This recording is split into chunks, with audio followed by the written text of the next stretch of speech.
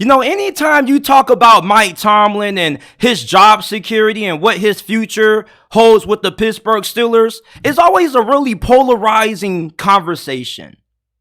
And the thing with the people who defend Mike Tomlin, who feel he shouldn't go, their strongest argument for the Steelers not moving on from him is that he's never had a losing season. And here's my take on this. I truthfully believe that Mike Tomlin is a really good football coach. But Andy Reid was a really good football coach. And Philadelphia fired him. Worked out for both parties. Tony Dungy was a really good football coach. Got fired by the Buccaneers, and it worked out for both parties. He won the Super Bowl with the Colts, and they hired John Gruden, and he won a Super Bowl with Tampa Bay in his first season. Just because a guy has a lot of success and he's never had a winning season doesn't mean that his job should ever be safe when the standard has went down under him. The Steelers, back in 2008, when I first became a fan of this team, the standard was competing for championships every single season. And ever since 2010, when they lost to the Green Bay Packers in the Super Bowl, this team hasn't had that same level of championship play that they had in the early years of Mike Tomlin. And I'm not saying that he's an overrated coach because he won with Cowher's guys. Like, the dude went to a Super Bowl in 2010 with some of his guys, and he did get to an AFC championship in the past decade. But the thing with the Steelers now is that over the last couple of years, this team has had slightly above average to bad quarterback play. Not only stay slightly above average because of Big Ben before he retired, but once he hung up the cleats, it's been downhill ever since. And you see, for the people who defend Mike Tomlin, I ask you this. How much are you a Steelers fan? Because if you really are a diehard Steelers fan like me, you mean to tell me that your standard with what a good season is for the black and gold franchise, one of the most historically known franchises, not just in the NFL, but in the history of sports, which one time used to have a championship pedigree, should be okay and tolerate 9-8 seasons and occasionally making it into the playoffs just to get our ass kicked in the first round by the Cleveland Browns, Baker Mayfield, with the interim head coach, Blake Bortles and Leonard Fournette off a first round bye at home? Losing to Tim Tebow in overtime? This is what the new standard is in Pittsburgh now? This is what is acceptable? This dude hasn't won a playoff game in 7 years. And people's whole excuse for keeping Mike Tomlin is, well, it's not his fault he got bad quarterback play. I'm not trying to insult anybody, and we really don't know what goes on behind the closed doors of these franchises, but there's no way you can tell me Mike Tomlin, with all the years that he spent with this franchise, didn't have a say in who was going to be the replacement for a future first ballot Hall of Famer. You got to be really naive to think Mike Tomlin didn't have a say in greenlighting them signing Mitchell Trubisky. If that isn't evidence enough, look at his decision to keep playing Mitchell Trubisky this season, despite how bad he was.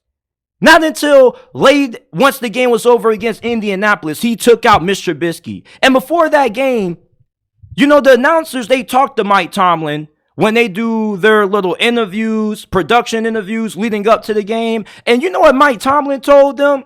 He told them that he has remained with Mitchell Trubisky as a starter, with Kenny Pickett dealing with an injury, because Trubisky has experience being the franchise quarterback. Like, huh? When has Mr. Trubisky ever looked like a franchise quarterback, Mike Tomlin? So if Mike Tomlin is saying crazy things about Mitchell Trubisky being a former franchise quarterback, it's pretty explainable his decision to draft Kenny Pickett. This dude doesn't have an eye for the quarterback position. He just doesn't. And with Pittsburgh now, when you got a head coach that doesn't have a good idea of how to find a franchise quarterback, you got to move on from him and get a head coach that can either specialize in the offense side of football and have Kenny Pickett playing at a high level, or get a new head coach who's going to prioritize finding a franchise quarterback and somebody who can get the Pittsburgh Steelers back into the Super Bowl conversation. The Steelers have never had a losing season under Mike Tomlin. That's a big accomplishment. But you can't deny that this franchise right now, their car is stuck in the ditch and it's muddy and they're trying to back out, but they can't get out because they're stuck. Because the driver of the car doesn't know how to drive out of the ditch.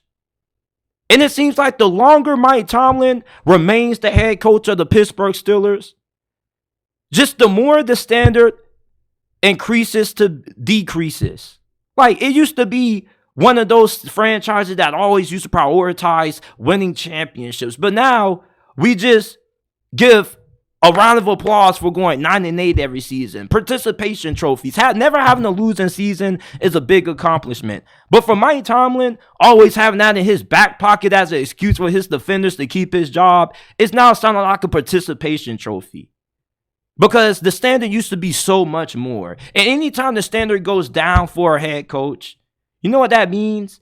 It means that they're doing something wrong. They need to have a little bit of some change. Andy Reid needed change from Philadelphia. He never won a Super Bowl with Philadelphia. He goes to Kansas City, gets Patrick Mahomes, and he's won a couple of them now. A change of scenery wouldn't be bad for Mike Tomlin and the Pittsburgh Steelers. It worked out for Philadelphia. People keep saying, well, who are you going to replace Mike Tomlin with? It doesn't matter about who we're going to replace him with. All that matters is finding somebody with a different philosophy and a different idea when it comes to running this franchise. Because the way that Mike Tomlin is running this team obviously isn't resonating on the field, because they are the first team since, 1950 to lose to two of the worst teams in the NFL? The Arizona Cardinals and the New England Patriots. They suck, bruh. And the Steelers lost to them. And they got embarrassed by the Indianapolis Colts with Gardner Minshew. What are we doing here? Like, are we just okay with this now? Because I'm not. I would like to get back to a Super Bowl. I don't want to keep seeing Mitchell Trubisky and Mason Rudolph and Kenny Pickett at quarterback. The Steelers are one of the most popular franchises in sports. They need a better quarterback out there. You have Big Ben, a Hall of Famer. Imagine going from him to this garbage that they want to throw out on the field and Mitchell Trubisky. What an embarrassment. You know, like, Mike Tomlin, if he was to go to the Chargers, that would be a perfect landing spot for him, because he'll have a franchise quarterback in Justin Herbert. And as long as Mike Tomlin has that, he can win you a Super Bowl. But he doesn't know how to find that. And that's why he has to go.